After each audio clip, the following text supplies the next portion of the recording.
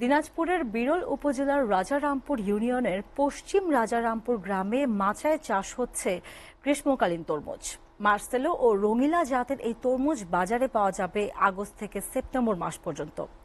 জেলা কৃষি সম্প্রসারণ অধিদপ্তরের অধীনে টেকসই উন্নয়ন প্রকল্পের আওতায় নিরাপদ ফল উৎপাদন প্রদর্শনী আওতায় চাষ হচ্ছে এসব তরমুজ। এর ফলে অসময়ে বাজারে মিলবে এই দুই জাতের তরমুজ। দিনাজপুর প্রতিনিধি খাদেমুল ইসলামের প্রতিবেদন। মাচায় ঝুলছে সারি সারি হলুদ ও কালো রঙের তরমুজ। চোখ জুড়ানো এসব দৃশ্য দেখতে দূর দূরান্ত থেকে আসছে অনেক মানুষ। কেউ আসছেন দেখতে, আবার কেউ আসছেন অভিজ্ঞতা নিতে। দুইবার চেষ্টা করে বিফল হয়ে তৃতীয়বার চেষ্টায় তরমুজ চাষে সফল হয়েছেন জানালেন এই কৃষক। আমি বহুত চেষ্টা করে প্রায় 1, 2, 3 বার বীজ জার্মিনেশন করার জন্য চেষ্টা করেছি। তৃতীয়বারে আমি সাকসেস হয়েছি এবং আমি লাগানোর জায়গা ছিল আরো বেশি, কথা ছিল বেশি, কিন্তু পারিনি। যাত্রায় নতুন গাছ দেখা যায়, তরমুজের মতো ফল দেখা যায় রঙিন, তাই জিজ্ঞেস করে আমরা দেখতে আসি, লোকের সঙ্গে কথাবার্তা বলি।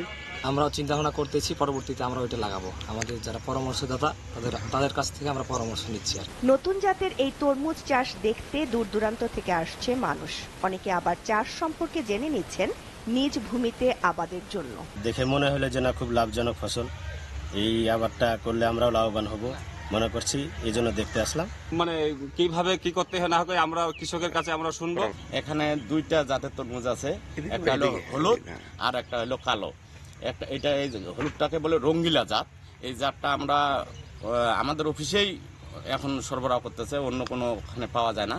এদিকে স্থানীয় কৃষি বিভাগের কর্মকর্তা জানালেন গ্রীষ্মকালীন এই নতুন জাতের তরমুজ চাষে কৃষকরা লাভবান হবে। দিনাজপুর অঞ্চলে টেকসই কৃষি উন্নয়ন প্রকল্পের আওতায় নিরাপদ ফল উৎপাদন প্রদর্শনী হিসাবে এটি বাস্তবায়ন হচ্ছে। এই তরমুজটা একদিকে যেমন পুষ্টিকর, অন্যদিকে কৃষকরা চাষ করে কিন্তু এই বছর লাভবান হবে। দিনাজপুরের মাটি এবং আবহাওয়া কিন্তু এই তরমুজ চাষের জন্য উপযোগী। আম লিচুতে ভরপুর জেলার নাম দিনাজপুর। এটি দিনাজপুরে ব্র্যান্ডিং নাম।